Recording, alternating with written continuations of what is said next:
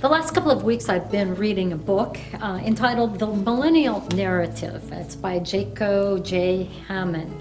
I started reading the book because I wanted to learn more about how millennials operate, their way of thinking. But as it has turned out, this book, as it looks at the book of Joel, really speaks to our situation during the pandemic. So today I would like to share what I have taken from the book with our situation as the church in the midst of a pandemic. Joel talks about the locusts of life. And in the book that he wrote in the Old Testament, they were literal locusts, all sorts of different varieties of locusts that devastated the land of Judah. He also talked about how the destruction of the temple and the exile of the people of Judah to Babylon caused devastation in their world, and those people left behind in Judah had a sense of hopelessness because they did not have a temple to which to go to worship God. But Joel's words of encouragement remind us that the longing for God does not end when people do not have a place to assemble in and bring offerings to the temple. In fact, there is an even greater need without the temple for the people to acknowledge their losses in life and to come together in assembly. And I thought how true this was for our situation now. The locust of our life today is COVID-19. And in the past 19 months, 13 months that our church has been closed, we have had a great sense of loss. Because we thought it was going to be short-lived. We thought it would be maybe 2 or 3 weeks, and then it became 6 weeks, and then more. We kind of had this delayed sense of acknowledging the loss, a delayed sense of grieving the fact that we didn't have the opportunity to be together in person.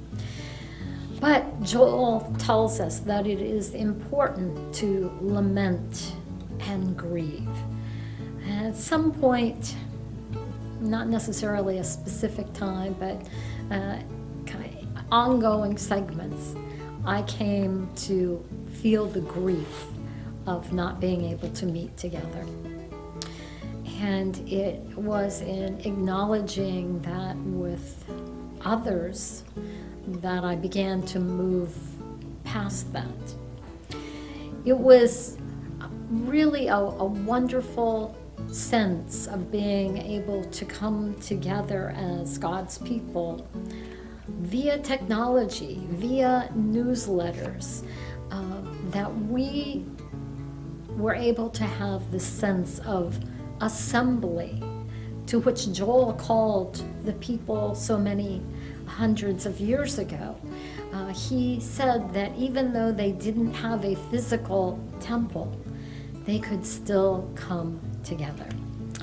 And I thought how interesting that in this time when we cannot be in our building, when for many months we were not even allowed to be together in anything more than just our family circles or the grocery store.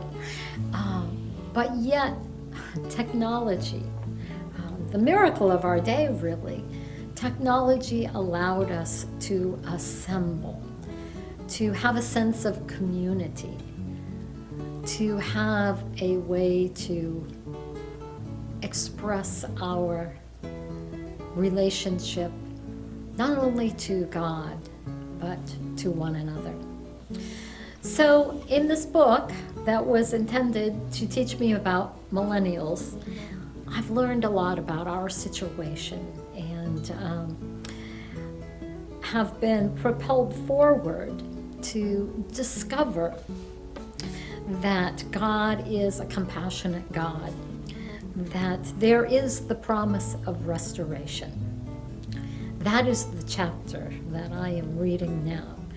Joel has written a message specifically intended to the people of Judah 5 centuries before Christ. But it speaks to me, and I hope that as you think about the past 13 months and reflect upon it, we can grow. We have grieved and lamented. We have come together in various ways of assembly to uplift and encourage one another. And now we have the opportunity to discover new things about ourselves, about our church. Our author writes 3 more points that I'll be sharing with you in a subsequent Devo. But today, the message that I would like to leave you with is be open to discovering new ways of being church, the people of God, wherever we find ourselves. Blessings to you all.